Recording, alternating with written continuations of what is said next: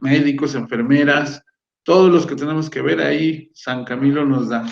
Entonces, mañana pues es la fiesta y los cursos de verano realmente empezaron por una celebración a San Camilo.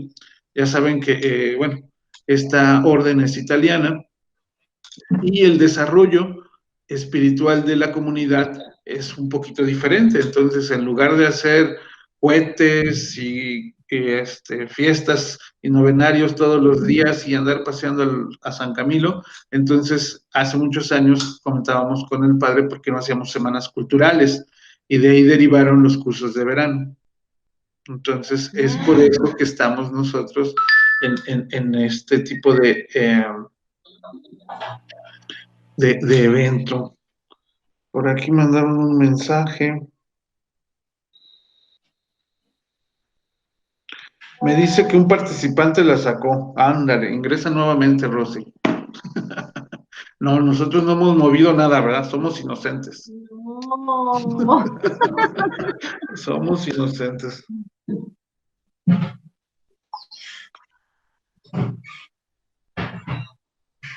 Flor, buenos días. ¿Cómo está Culiacán? Bien, gracias, mucho calor. Sí, ya se siente el calorcito de verano. Sí, a todo lo que da.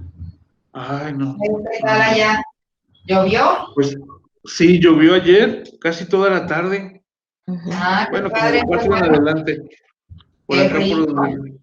Aquí 3 gotitas y hace un chorro de calor, humedece Sí, todo. se levanta. Sí, Se levanta. exactamente. Pero ahí vamos. Muchas gracias, Cristerio. Buenos días. Muy bien. Buenos días, Daniela, ¿cómo estás? En el volumen. Hola, buenos días. Muy bien, gracias. ¿Ustedes? Ahora presionen el borde interno. Sí, bien, bien, también ya vamos a empezar casi. Borde interno de... Y ya.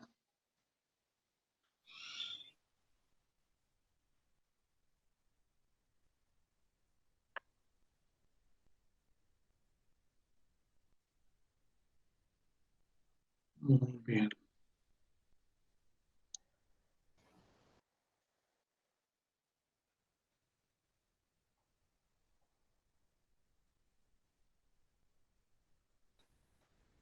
Hola, buenos días a todas y a todos. Hola. Buenos días.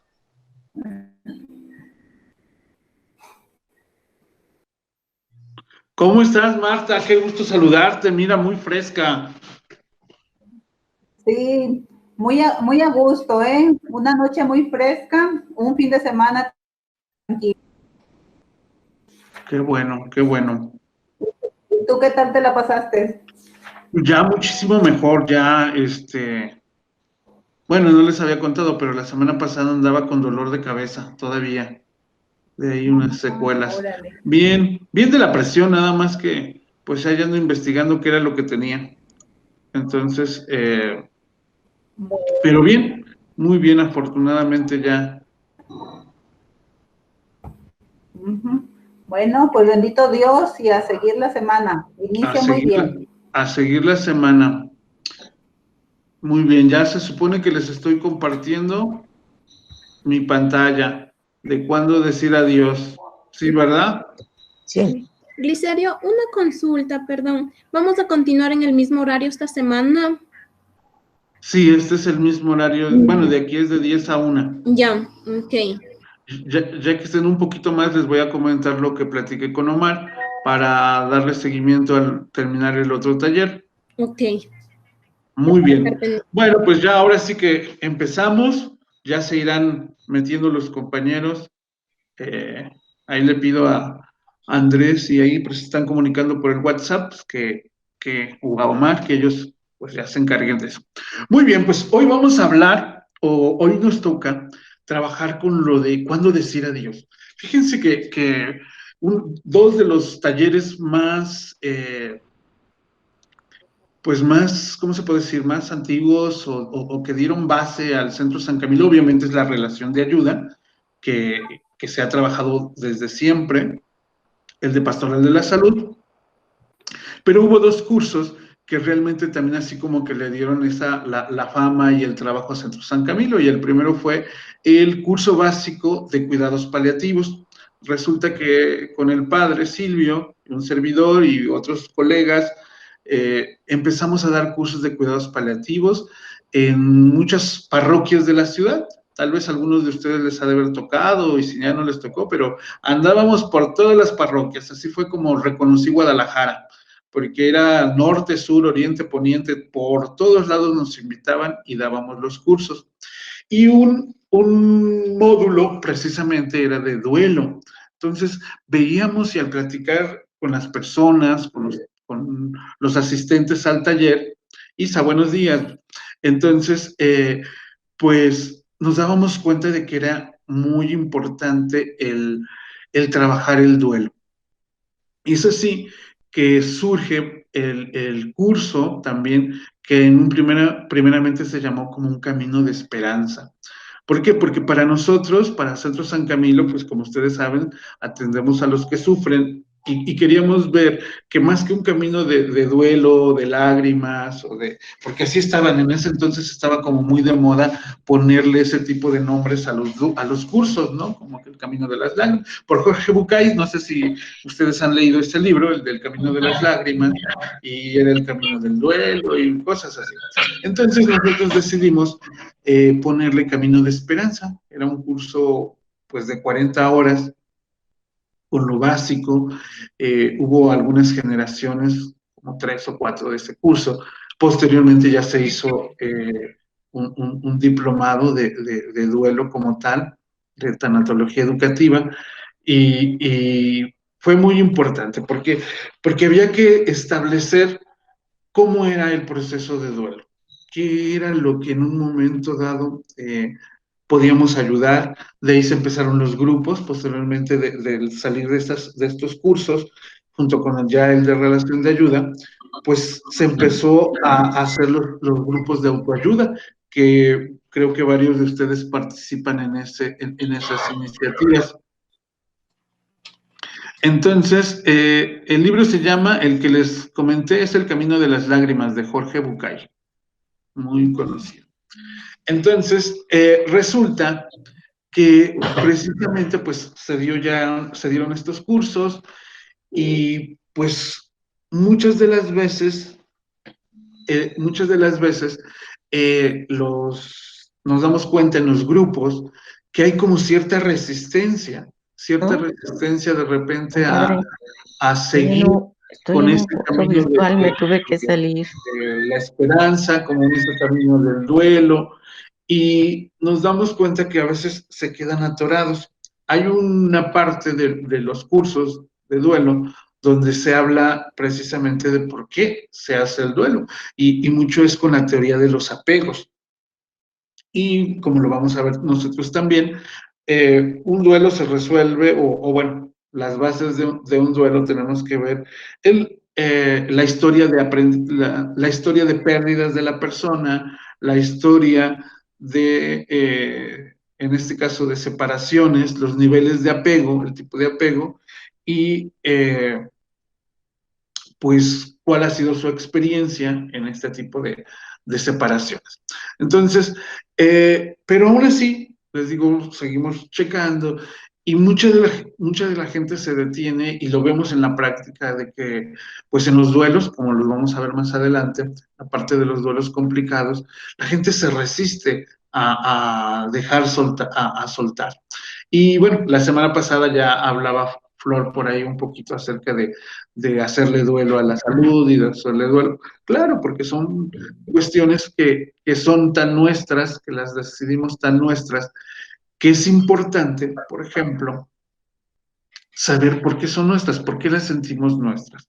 Entonces, dentro de los estudios que se han hecho de duelo, precisamente por ahí, no me acuerdo si ya salió o está por salir el libro en el Centro San Camilo, vamos a preguntar. Pero en el grupo, en el manual de apoyo a los grupos de apoyo, válgase la redundancia, ahí viene descrito mucho la parte de lo que es el duelo. Pero también es muy importante que nosotros chequemos ¿Cómo es? O sea, ¿cuándo decir adiós? ¿Cuándo decir adiós? ¿Cuándo es la persona que va a decidir? Ya sabemos que no hay tiempo, ya sabemos que es un proceso personal de cada uno, pero ¿qué pasa en las personas que de alguna manera pues les cuesta trabajo? Y a veces hay algunas cuestiones en general que tal vez los estragos del duelo no son fuertes, pero las personas se quedan apegadas, se quedan así, no saben cuándo decir adiós a una relación, cuándo decir adiós a un trabajo, cuándo decir adiós a, pues ya no solamente de las cuestiones de muerte, ¿no? Sino en diferentes niveles. Entonces, dentro de lo que nosotros vamos a trabajar en esto de el... Sí, ya están viendo la pantalla, ¿verdad? Sí, ¿verdad? Sí, Muy bien. Entonces, ¿qué es lo que vamos a ver esta semana? Esta semana va a estar fabulosa, como espero, así, que esté y que a ustedes les guste, porque nos vamos a adentrar un poquito más hacia nuestra persona, ¿sí? Vamos a trabajar nosotros en esto de cuándo decir adiós, pero desde una perspectiva personal, obviamente pensando también en nuestros pacientes, pensando en las experiencias que hemos tenido con otros, pero que nosotros o que nosotros pues tenemos que ver reflejado. Recuerden que para todo lo que es salud y en este caso cuidados paliativos, duelo, es muy importante. Una de las premisas es que nosotros tengamos trabajado las pérdidas. Si nosotros no tenemos trabajado las pérdidas, muy difícilmente vamos a poder apoyar a otra persona. ¿Por qué? Porque pues se nos va la vida ahí. Entonces, reflejándonos en otros, con las historias de otros, etcétera, etcétera. Esto no quiere decir que no nos vamos a desensibilizar, no.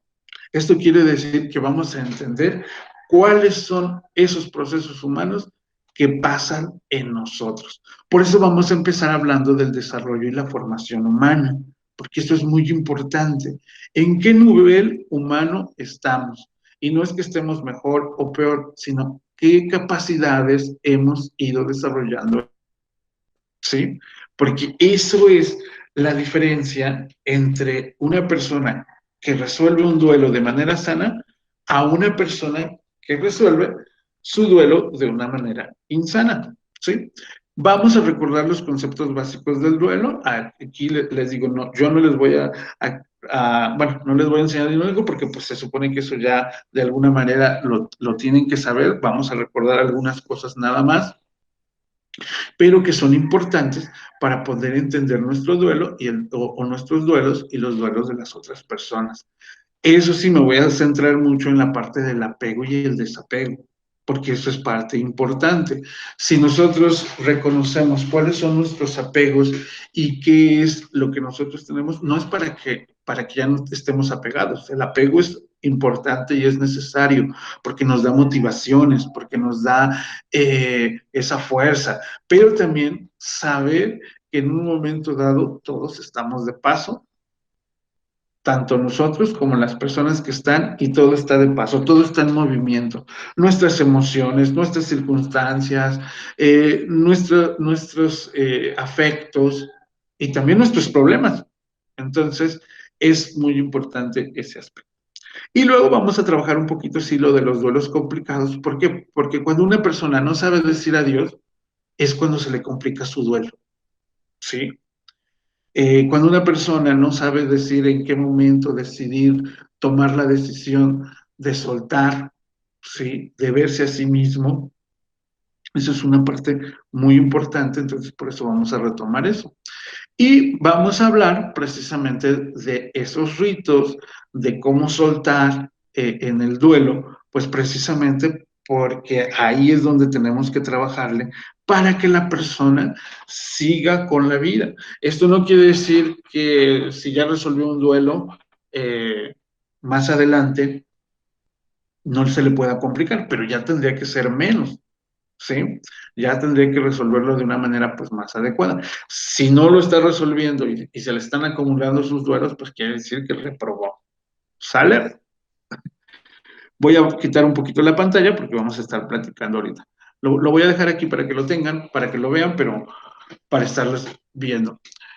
Buenos días a todos, ¿cómo están? Estamos en la introducción. Buenos días, Licerio, buenos días. Aquí está, muy bien, ya vi que se están pasando los libros por PDF, perfecto, así para poder ahorrar bastante. Entonces, estábamos hablando precisamente de esto, de esta parte del duelo. Y entonces, no sé si tengan ustedes un cuaderno, una pluma, algo ahí, ¿no? Si lo tienen, vamos a trabajar un poquito. Le digo, como es taller, vamos a trabajar un poquito en esta parte.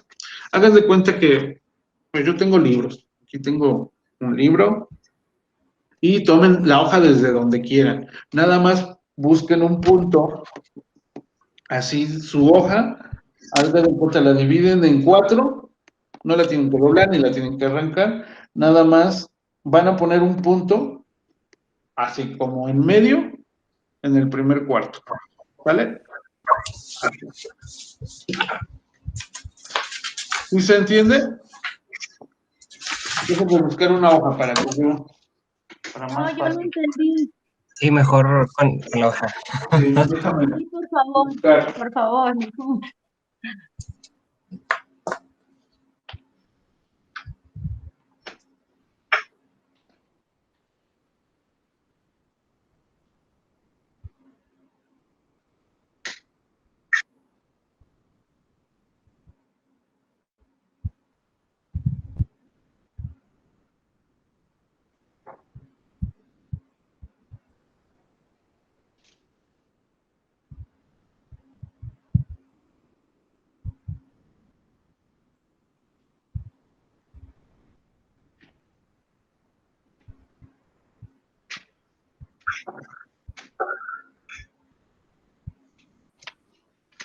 Una disculpa por no tener la hoja, pero bueno, ya aquí la tengo. ¿Ya ven la hoja? Sí.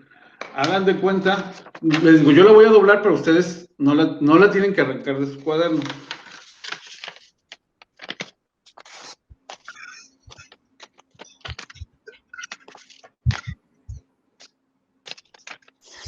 Ya, una pregunta. No entendí lo de la hoja de papel que tenemos que doblar. Sí, no, Ah, nada ya. más, hagan de cuenta, imaginariamente. Si la tienen así vertical, no sé cómo sea su cuaderno, si vertical o horizontal, pero lo voy a poner yo vertical, Ya. ¿sí? Se va a dividir a la mitad, ¿sí? No la tienen que dividir, nada más imaginariamente. A la mitad y luego otra vez a la mitad, entonces van a salir las 4 partes de la hoja, ¿sí? ¿Sí? Sí, Miren. ok, sí, sí. Bueno, Sí, entonces, perfecto. en el primer cuarto, ¿sí? En medio, aquí le van a poner un punto, ese sí lo van a tener que remarcar. ¿Ya se vio? Sí. ¿Sí? Muy bien.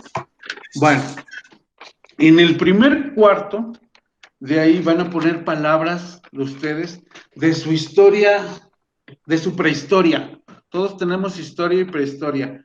La historia es desde que nacemos para arriba, para adelante, hasta ahorita. Pero tenemos una prehistoria, ¿sí? ¿Y cuál es nuestra prehistoria? ¿De dónde venimos? De nuestros padres, ¿verdad? ¿Quiénes eran nuestros padres o quiénes son nuestros padres? Dependiendo, ¿sí? ¿Qué número de hijo fui? ¿En dónde nací? ¿En qué época estaban viviendo mis papás? ¿En México? Si nacieron algunos en alguna fecha especial del país o del mundo, ¿verdad? Como todos los niños que nacieron en esto van a ser los niños del COVID. Ustedes nacieron, yo nací, por ejemplo, en el 75. Entonces, en el 75, en julio 17, el viernes es mi cumpleaños. Entonces, y yo soy, por ejemplo, mi historia es de que yo soy el segundo de 4 hijos. Tengo un hermano mayor. Y mi papá es una prehistoria también, aunque no es mi historia como tal, pero mi papá es el tercer hijo de 9. Mi mamá es la segunda hija de 2. Entonces, todo eso, todas esas situaciones que hay antes de nosotros, ¿sí? Que nosotros no tenemos nada que ver, ¿sí? Porque pues ya nosotros llegamos a esa familia a incrustarnos, pero que a veces sí es importante. ¿Por qué? Porque en el caso de mis papás, por ejemplo, algo importante es que ellos se llevan 9 años, ¿sí? Le digo a mi papá que se lo agarró bien chavita a mi mamá. Y a mi mamá le digo que qué bueno que no tuvo hijas, porque si no, ¿con qué cara les hubiera dicho que no se casaran jóvenes? Entonces, cositas así. Yo ya estoy ventilando aquí mi prehistoria. Pero es importante. ¿Por qué es importante la prehistoria de una persona? Porque obviamente son las condiciones en las que nace, ¿sí? Por ejemplo, desde mi historia personal, este segundo hijo para mis papás, pues fue también una oportunidad de estar juntos, porque antes no estaban tan juntos. Entonces, bueno, ya es parte de la historia de la familia, de las expectativas. Acuérdense que también mis papás, bueno, mi primer hermano es varón, entonces, pues esperaban que el segundo hijo fuera hija, pues ándale que salí yo. Entonces, también esa es una situación de que dicen, ah, sí, y nosotros somos 4 varones, entonces mi papá siempre se quedó con el gusto, bueno, con la sensación de que no tiene hijas. Ahora tiene puras nietas o muchas nietas, pero pues él quería hijas y siempre era así como que un niño y luego otro niño y luego otro niño y así, pues, aunque estaba contento, pero de todos modos, pues, es parte. Entonces, de esa prehistoria que nosotros tenemos, sí, es muy importante saber hacer qué pasa con nosotros. Algunos de nosotros, bueno, yo en mi caso no, pero en el caso de mi hermano mayor, por ejemplo, sus primeros años fueron más con sus abuelos, o con mi abuelo en este caso, mi abuelo materno y también con mi abuelo paterno. En el caso de la casa de los abuelos maternos, él era el único nieto. O sea, era así como que, el consentido y el de para acá y para allá. Y por el lado de mi papá, pues ya era otro nieto más. Entonces, porque ya había un chorro. Entonces, por lo mismo de que mi papá tiene muchos hermanos, pues varios de sus hermanos ya tenían hijos y hijos mucho más grandes. Entonces, pues toda esa parte, les digo, sí es muy, muy importante porque después en nuestra historia se ve reflejado, ¿verdad? No es lo mismo, ya hablábamos la otra vez un poquito de los consentidos, ¿verdad? De si eres el primero, si eres el segundo, todo. ¿Sale? ¿Ya lo hicieron? No. ¿No? Bueno, piénsenlo entonces, nada más, pero piénsenlo, pónganlo ahí y pongan ahí tarea, hacer mi prehistoria. Luego nos vamos un poquito, ya nacemos. Cuando nosotros nacemos, obviamente es el acontecimiento más importante de nuestra vida inicial. ¿Por qué? Porque nacemos en un contexto, nacemos en un clima, nacemos, por ejemplo, yo nazco en verano, nazco cuando hay calor, cuando hay lluvias, etcétera. Ayer estaba platicando un poquito de eso y era curioso porque todos mis hermanos nacieron en enero. Entonces, yo era el único desbalagado en julio y pues era ventaja y desventaja al mismo tiempo, ¿no? Porque pues yo tenía pastel para mí solito y mis hermanos pues era el pastel para todos. Entonces, porque aparte nacieron uno nació el 2 de enero, otro nació el 3 y el otro casi nació el 5, nació el 6. Entonces están muy juntitos ellos en su nacimiento, como muy, pues les digo a mi papá que eran muy regulares ellos. Entonces, porque le salieron todos muy juntitos. Nada más yo les digo desbalagado. Entonces, cuando yo nazco, bueno, pues obviamente, o cuando cada uno de nosotros nace, es el momento más importante, qué condiciones había.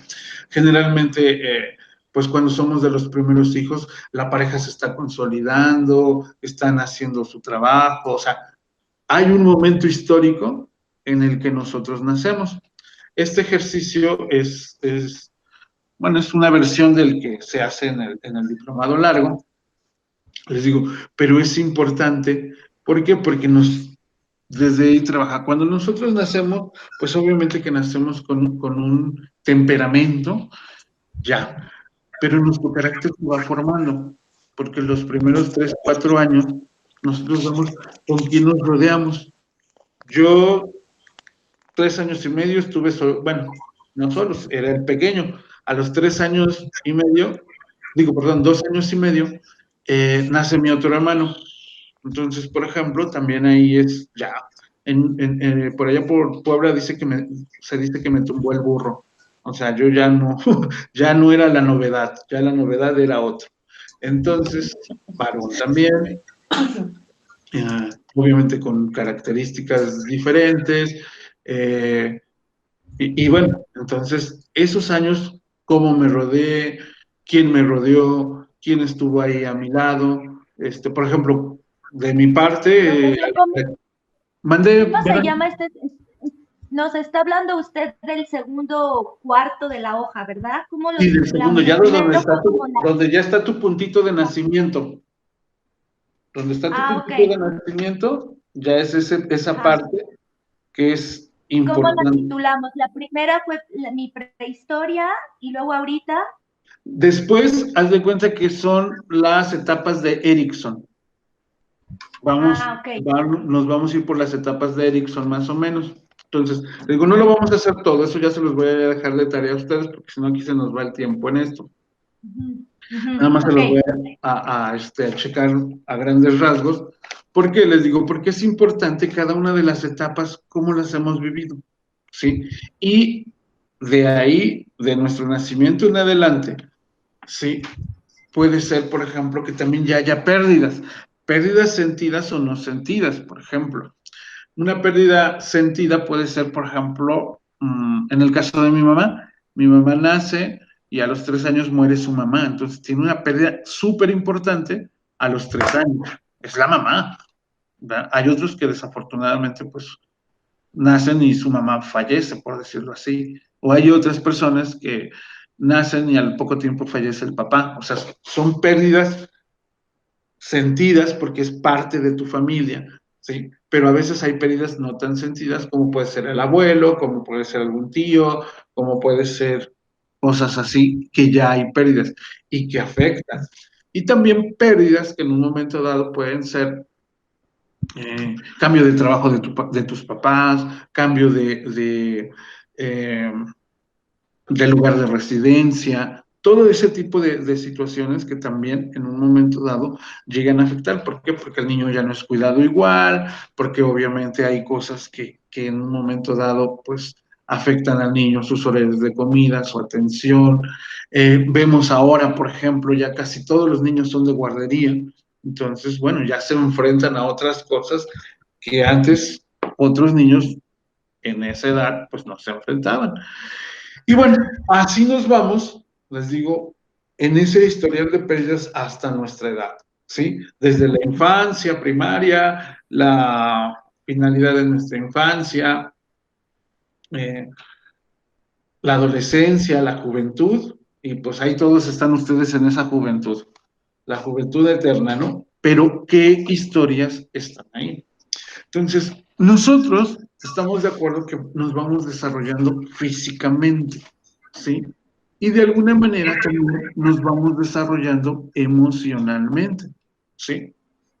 Pero generalmente, cuando nosotros decimos en este desarrollo físico, emocional, moral también, obviamente, porque pues va creciendo y vamos sabiendo cómo son las reglas que están a nuestro alrededor, lo que podemos, lo que no podemos hacer, lo que nos impulsan, lo que nos detienen, lo que nos fomentan.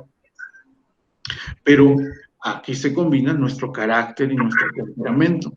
Es ahí que precisamente nosotros hablamos últimamente de lo que se llama, bueno, ya tiene bastantes años, pero de lo que se llama el desarrollo humano, ¿sí? ¿Qué es para ustedes el desarrollo humano? ¿Qué me pueden decir?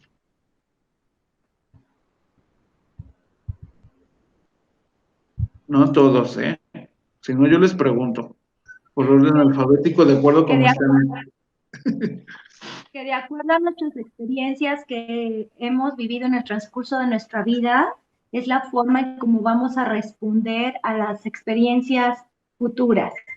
Yo lo veo así, nuestro desarrollo humano, es decir, si hemos vivido muchas pérdidas en todas estas etapas de las que usted nos está hablando o en una de ellas, eso es lo que nos va a hacer, por ejemplo, más resilientes. Más Es resilientes. lo que y de esta manera es como nos vamos desarrollando en el transcurso de nuestra vida. Exacto. Muy bien, Vero. ¿Alguien más? La palabra desarrollo humano se ha venido usando desde hace como tres sexenios también dentro de la política, dentro del gobierno, ¿sí? Pero no sé si ustedes también lo han notado, porque también, por ejemplo, cuando yo supe de hace como unos 12 años, de que había una subsecretaría de desarrollo humano, yo dije, ay, wow, qué padre, pero yo lo relacionaba a otro concepto, no al concepto del que lo tienen generalmente. Entonces, pero bueno, quisiera escucharlos. Ignacio, ¿para ti qué es el desarrollo humano? Ya les voy a preguntar, porque si no, no me contestan. Yo voy, Glicerio. Sí, tú. Glicerio. Sí, Ignacio. El desarrollo humano, ¿sí me escuchas? Sí, te escucho. Bien, el desarrollo humano es muy, vamos a decir, es diferente del desarrollo físico, o se ha venido a conocer como diferencia del desarrollo físico. El desarrollo humano indica todas, pues así como son las etapas de vida, pero implica también todas las potencialidades que tiene el individuo y cómo las va desarrollando a través de su existencia.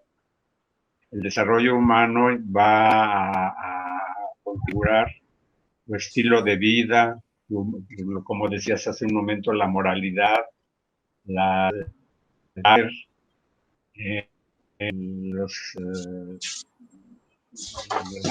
educación en general, es decir, todo el desarrollo, pero no solamente lo que implica el desarrollo físico, sino todo lo que va aparejado con ese desarrollo.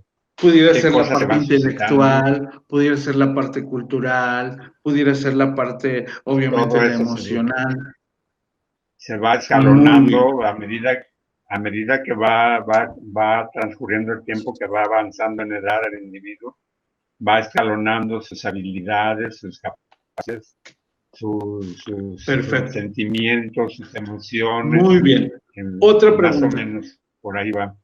¿Qué tan desarrollados o cómo se medirá el desarrollo humano? ¿Cómo sabemos? Porque nos podemos medir por edad, ¿verdad? Decimos, tenemos tantos años. Podemos medirnos por la parte educativa, estamos en primero, segundo, tercero de prepa, secundaria, lo que sea.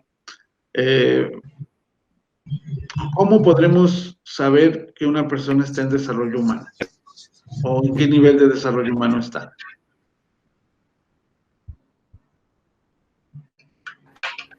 Cuando ha tomado conciencia de ella misma. Cuando ha tomado conciencia de esa persona.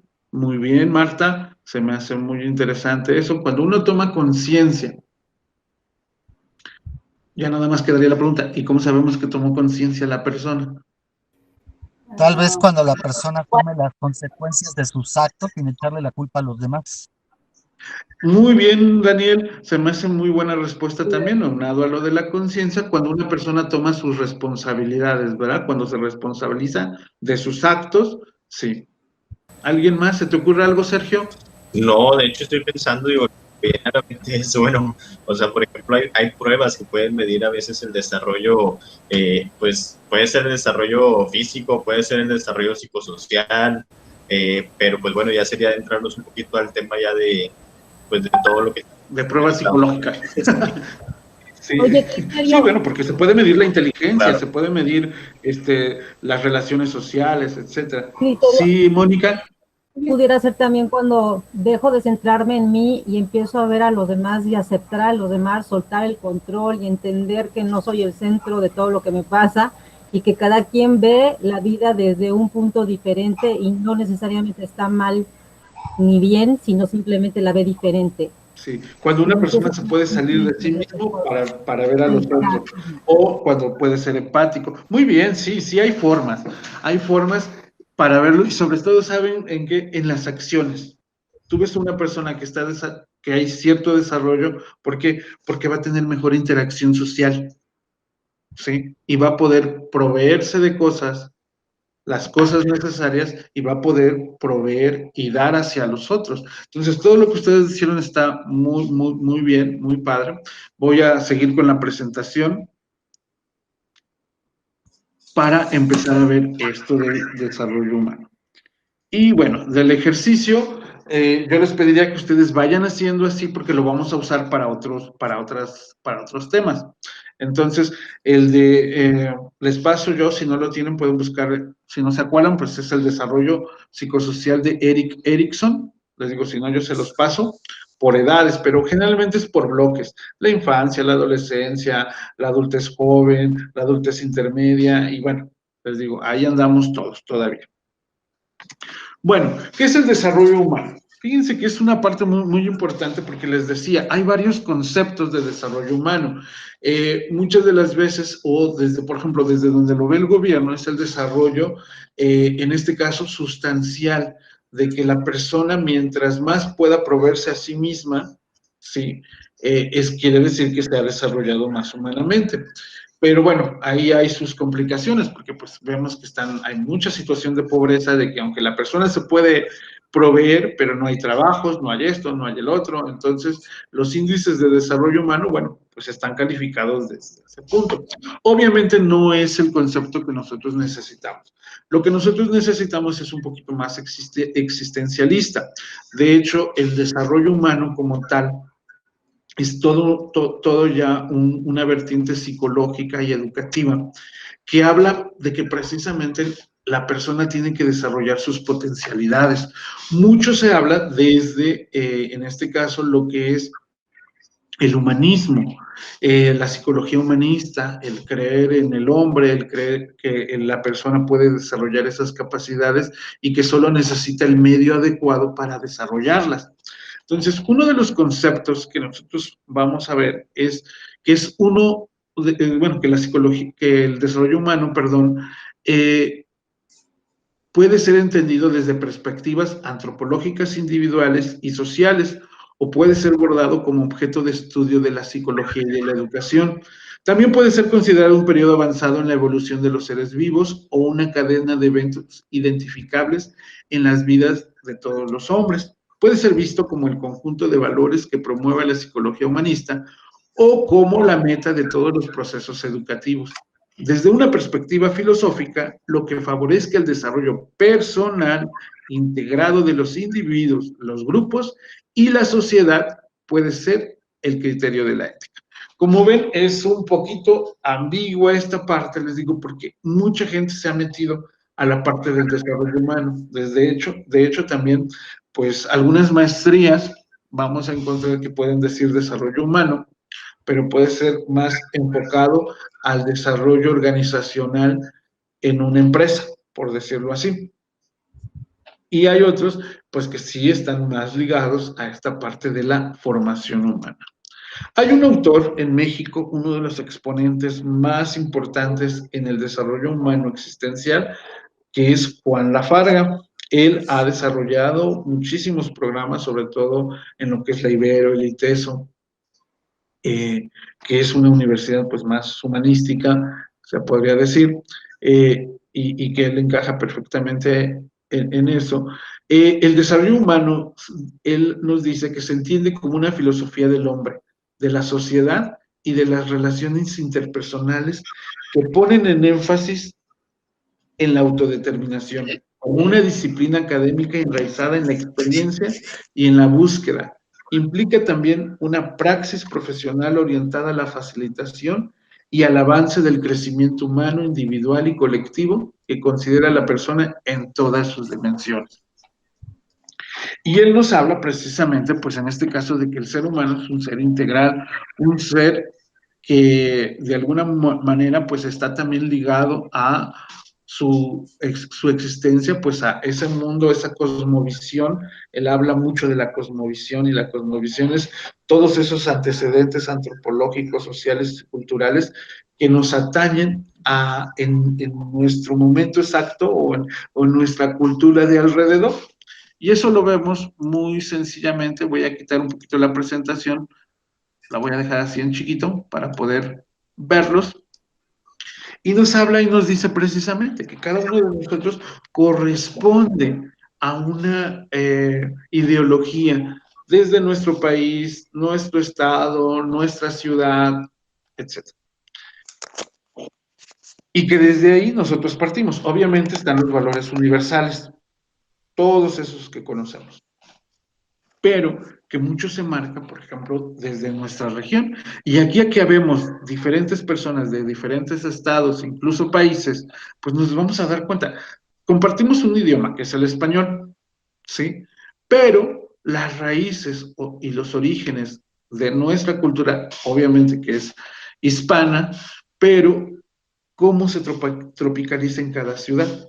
Por ejemplo, nosotros aquí en México, pues estamos muy acostumbrados a la parte, aunque no la chequemos, pero en nuestro lenguaje hay muchísimas palabras de origen étnico, ¿sí? Ya sea, por ejemplo, no sé si haya alguien más de Veracruz, pero, por ejemplo, los casitos esos para agarrar el agua de los lavaderos o cosas así, por ejemplo, yo aprendí que se llamaban zacuales. Y yo zacual para arriba y zacual. Y para mí era lo más común hablar y decir que era un zacual. Y pues llego incluso a Puebla y en Puebla no saben qué es zacual. Y pues ya es un caso. Y acá, en Guadalajara, pues hasta topper le dicen. Entonces, pues se van regionalizando, ¿no? La comida, obviamente, también es muy particular y es parte, ¿sí? Nosotros, por ejemplo, en México, la gran mayoría, pues estamos acostumbrados a las tortillas, ya sea de maíz o de harina en el norte, los norteños, pero estamos acostumbrados a que hay una tortilla que va a cerrar, y en otros lugares es el arroz, y no comen tortilla. Por ejemplo, en Venezuela no comen tortilla, ni en Ecuador. No, En Ecuador me han dado más arroz. Y no sé en la parte de donde vives tú, Jermis, o donde vivías, ¿cuál era la base de la alimentación? bueno, siempre la tradicional arepa en la mañana, siempre. Y el contorno principal de cualquier comida siempre es arroz y tajada. No sé cómo dirán, plátano maduro frito. No sé cómo le dirán allá. Pues aquí le decimos plátanos dulces, sí, pero aquí les echan crema y es más postre que de comida. En muy pocos lugares te dan plátano frito. En Puebla, de repente te dan un plátano, pero te dan un plátano tabasqueño con huevo y arroz. Ese Claro. es O el contorno, no sé si probaste cuando fuiste, el pabellón. creo que sí. Ajá, más o menos casi todos los platos van así, arroz. Allá le dicen caraotas negras, no sé si le diría como le dicen en México, frijol negro o algo así. Los Una frijoles, carne mechada, y los guisada frijoles con- aquí son más del centro, de aquí ves puro frijol bayo. Ah, ¿y de qué color es ese? Café. Ay, esos son Cafecito. sabrosísimos. Sí sé Sí. cuáles son. Bueno, estamos en tiempos de esa parte, desde la educación, ¿sí? También la educación marca cómo es esa cosmovisión de cómo nos vamos a educar. Les decía yo la vez pasada, es una educación de una formación, les decía antes, se decía, era para salir adelante, y era algo así como muy concreto de, tienes que estudiar para ser alguien, ¿verdad? ¿Se acuerdan que había mucho ese concepto de, tienes que estudiar para ser alguien? Y ya después, bueno, no, tú ya eres, ya nada más ahora vas a tener un mejor trabajo, una mejor condición y bueno, y que a final de cuentas nos dimos cuenta que la educación o la profesionalización tal vez no es, que donde está el dinero es el comercio, ¿verdad? Entonces, así como que... Entonces, Juan Lafarga habla precisamente de que estas relaciones, o bueno, que el desarrollo humano se da primero donde hay personas, ¿sí? Donde hay personas y unas personas en comunicación.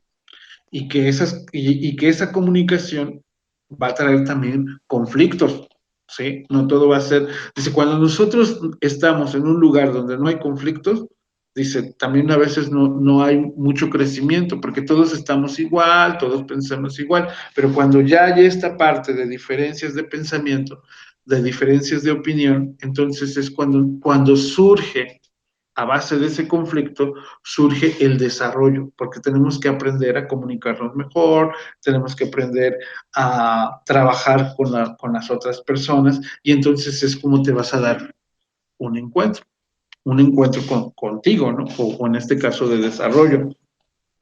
Habla también de que precisamente en este concepto es esa autodeterminación. Él habla de que todos nosotros, precisamente en la parte del desarrollo humano, y que es mucho de la psicología humanista, es que nosotros siempre vamos a estar en nuestro mejor momento, ¿sí?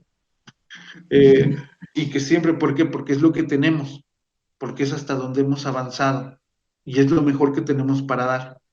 Pero es una obligación nuestra ir aprendiendo más para cada vez tomar conciencia, como decía Marta, como mencionaba Daniel, esta parte del cómo tú te haces responsable y te das cuenta de que tú hiciste algo y que quien tiene que responder eres tú, no el otro. Y es parte de ese desarrollo. Y muchas de las veces, pues eso tiene que ver así como con esta toma de conciencia y esta parte del desarrollo. ¿Sí? Muy bien. ¿Alguien quiere poner un ejemplo también de esto, de lo que dice, que se le ocurre o que determine lo que dice el señor Juan Lafarga? Bueno, dentro de esto, porque yo estudié psicología humanista, sí. Entonces, cuando dicen esto de tomar conciencia, es prácticamente la evolución tanto social, psicológica y física del hombre en su entorno. Y de allí después partimos del darnos cuenta que es la conciencia pura en observar analítica y sensacionalmente una emoción, un evento en torno a tu persona, no como reflejo, sino como individuo, para que puedas tener un crecimiento, como dices tú, íntegro en todos los aspectos, tanto personal como familiar. Exacto. Otro de los puntos que dice Lafarga en su concepto es que todos nosotros somos facilitadores. Todos les estamos facilitando a la otra persona, sin conciencia. Todos somos maestros de todos y todos somos alumnos de todos. Y eso es una parte muy importante. ¿Por qué? Porque nosotros, obviamente, que podemos aprender. Por eso, cuando habla Mónica, me recuerdo la vez pasada cuando hacía el comentario de los pacientes que ella ve, pues que nosotros aprendemos más. Y muchos de nosotros tenemos esa idea de que cuando vemos al paciente, nosotros aprendemos más del paciente que el de nosotros. Y tenemos esa idea porque nos damos cuenta de cómo está su estructura, cómo lo mueve, cómo lo facilita, cómo es otra manera de ver el mundo, ¿sí? Cada uno ve el mundo desde los lentes que tiene, y esos lentes es esa cosmovisión que habla Juan Lafarga precisamente con respecto a esto. Seguimos y nos dice, para Juan Lafarga el desarrollo humano es entonces liberar la tendencia básica al crecimiento, ¿sí? ¿Eso qué quiere decir? Que pues obviamente todos vamos a tender a crecer, ¿sí? Si no crecemos, o en este caso también es por ciertas limitantes o áreas de oportunidad que nosotros tenemos, pero que la tendencia siempre va a ser a crecer, a tomar conciencia, a desarrollarnos. Dice, tendencia no aprendida, e inextinguible en los organismos humanos y también observable en todos los vivientes. O sea, todos de alguna manera pues tendemos a esta parte del crecimiento, a través precisamente de una relación interpersonal, comprensiva, transparente y afectuosa sin condiciones. Y ahí el problema, que a veces nuestras relaciones interpersonales no son comprensivas, no son transparentes y a veces tampoco son afectuosas, ¿sí? ¿Por qué? Porque precisamente estamos en otro momento de nuestro desarrollo. Dice, y en este caso es desbloquear ese tipo de acciones y no de orientar. Dice, el organismo humano, liberado de presiones internas y externas, es capaz de crecer en direcciones insospechadas. La orientación, en cambio, frena el crecimiento, pues genera en la persona orientada las respuestas dadas por el orientador. Por eso él habla de que nosotros necesitamos ser facilitadores, no orientadores. O sea, que la persona misma vaya eligiendo hacia dónde quiere ir y cómo quiere ir. Dice, si nosotros lo orientamos y le decimos dónde, sí, pues la persona se va a justificar en nosotros y nos va a decir, tú me dijiste, ¿sí? Pero cuando la persona se desarrolla hacia sí mismo y va eligiendo dentro de sus posibilidades, dentro de lo que está haciendo, como dicen, hasta no elegir es elegir, entonces las personas pues lo van haciendo de una mejor manera. Cuando nosotros lo hablamos en el duelo, precisamente, muchas de las personas vienen con nosotros con el deseo de que les quitemos el dolor, ¿sí? De que le quitemos la angustia, que les digamos el camino. Ah, vete por acá, ¿cómo se hace? El ABC de quitar el dolor. Y pues realmente eso no lo vamos a poder hacer como tal. La persona tiene que elegir desde sus opciones, desde los recursos que tiene y desde los avances que quiera hacer. Ahí está el problema, porque muchas de las veces las personas, pues, queremos que nos den todo peladito y en la boca, así se dice en México, ¿verdad? Entonces, y es un trabajo personal. Dice, ¿cómo le hago para esto? ¿Cómo le hago para el otro? Estamos... A ver, ¿quién es? Yo, Flor. Ahí fíjate que a mí me parece un punto muy importante, porque tanto en el duelo como en cualquier acompañamiento, porque el duelo se vive en diferentes, ahora sí que dimensiones, ¿no? No solamente el fallecimiento de una persona, pero ese punto de facilitar y no orientar es preponderante. ¿Por qué? Porque de la otra manera la persona no se hace responsable de ella. De ella me refiero en su sentir, en su hacer, en cómo resolver, ¿no? No busca interiormente esas herramientas que están ahí, que siempre han estado y que probablemente por diferentes circunstancias en la vida, pues las ha tenido aplanaditas por este mismo sistema, que sobre todo en México es mucho el paternalismo, ¿no? Como dice, en lugar de enseñarle a pescar, se les da el pescado, que pasa mucho aquí en México. Y eso también y en muchos lados. Repercute obviamente en este tipo de situaciones. ¿Por qué? Porque además la gente espera y exige de alguna manera que tú le resuelvas, que yo soy la responsable, como yo estoy ahí, yo soy la orientadora, ¿sí? La que aparentemente sé, entonces casi una receta, como qué puntos así tiene que hacer y además que den el clavo, que sea asertiva para que la persona se sienta bien. O sea, toda la responsabilidad es como en las aulas con el maestro. Toda la responsabilidad es para el maestro. Los papás, no es que el maestro. O sea, nunca es el hijo y los papás en esa interacción de decir, bueno, ¿qué estoy haciendo? ¿Qué veo? ¿Cómo veo a mi hijo? Claro. A mi...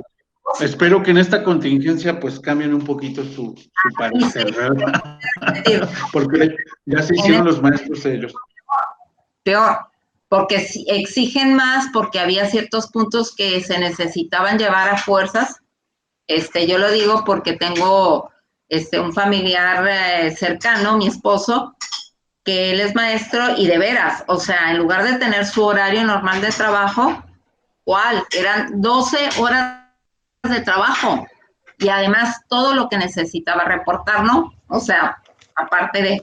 Pero bueno, volviendo a este punto, viene la manera, o sea, por ejemplo, en los talleres de duelo de San Camilo, viene, ¿sí? El trabajo, lo que se tiene que hacer, que si las cartas, que si el globo, la película. Los grupos de ayuda. Exacto, sin embargo, hay muchas personas pues que no lo hacen y llegan el día que tienen su sesión, que es o el martes o el jueves o el día que sea tal hora, y de repente no hay carta, no vieron la película, no, y así como que pues yo no puedo ver la película por el otro, yo no puedo hacer por el otro, ¿no? Es parte de la responsabilidad. Y Exactamente. el querer salir o no querer salir. Exactamente, lo que Vamos a ver mencioné. un punto de eso, de repente, porque a veces, o bueno, ya lo comentamos, a veces el duelo, les digo, yo obviamente creo en las personas que les duele, etcétera, pero cuando el duelo es tomado como un trampolín de ganancia secundaria, porque eso ya lo ves, que lo que menos les duele es lo que están diciendo. Tal vez es como el dolor que les decía yo la vez pasada. Nosotros le tenemos que creer al paciente que tiene dolor, ¿sí? A nosotros como profesionales del dolor nos va a tocar saber qué tipo de dolor es, ¿sí? En el duelo es parecido, ¿sí? La persona puede venir y llegar y decir, me duele tal cosa, ¿sí? ¿Sí les conté esa de duelo? No se les he contado esa experiencia, que llega hace muchísimos años, llega una persona conmigo y me dice, ¿sabes qué? Es una chiquilla así, de 50 años, que me dice que está dolorida porque su novio la dejó, ¿sí? Entonces, bueno, enmarcamos un poquito la edad, los 50 años, me dice que tiene novio, obviamente pues son de estas relaciones un poquito ya no son las eventuales de una chiquilla de 15 que la deja el novio a una chiquilla de 50, porque sigue siendo joven, pero ya su desarrollo ha sido diferente. Bueno, llega conmigo y entonces pues me empieza a decir, como nosotros lo escuchamos, la técnica de la escucha, ¿verdad? Dices que sí, se había encontrado una persona aquí de Ajijí, que le había bajado el cielo, la luna y las estrellas, y de repente le dio un tope, ¿no? Y le dijo, ya no. Pero vas a ver, lo voy a denunciar y que lo deporten, tengo contactos en tal lado, está sacando todo lo que ella tiene, ¿verdad? Entonces, como trabajo de duelo, acuérdense que una es escuchar todo lo que dice, que saque de dónde viene, porque eso es lo que la persona ve. Y entonces, pues con 2, 3 preguntas por ahí, como a ver, ¿qué es lo que más te duele? Pues que me haya engañado. Sí, ok, pero ¿qué más? ¿Qué más te duele? A ver, vamos a contactar con tu dolor original. Sí. Y bueno, no se las hago larga, contacta después de 2, 3 preguntas con su soledad. Nada tenía que ver el gringo, nada tenía que ver ese señor, porque si hubiera sido esa, hubiera sido otro, la persona no sabía manejar su soledad. Y mientras ella no pudiera manejar su soledad, cualquier situación de pérdida, de romance, de cosas de estas, iba a tener problemas. Entonces, también nosotros en esta parte del duelo, yo creo que sí es muy importante nosotros hacer el trabajo de que si por lo que viene es realmente por lo que necesita trabajar. Obviamente necesita un trabajo, pero si viene y me dice, es que mi hijo se murió, como es uno de los muchos casos que de repente vemos y que también es, claro, se te muere un hijo, es súper doloroso, es entendible, etcétera, pero también es un proceso de vida, ¿sí? Entonces, habría que ver qué es lo que hay más abajo del dolor de la muerte por el hijo. Y a veces nos encontramos que son otras cosas, que lo que menos le duele es el hijo, lo que le duele es su existencia, cómo ha estado trabajando, esa parte de esas relaciones, por ejemplo, a veces afectivas con la pareja, que no se han estado dando realmente el soporte y que en un momento dado, pues realmente el pretexto del dolor del hijo, les digo, no digo que no les duela, pero muchas veces no es su dolor base, como lo vamos a ver ahorita. Entonces, si nosotros estamos trabajando, claro que no se va a resolver el duelo.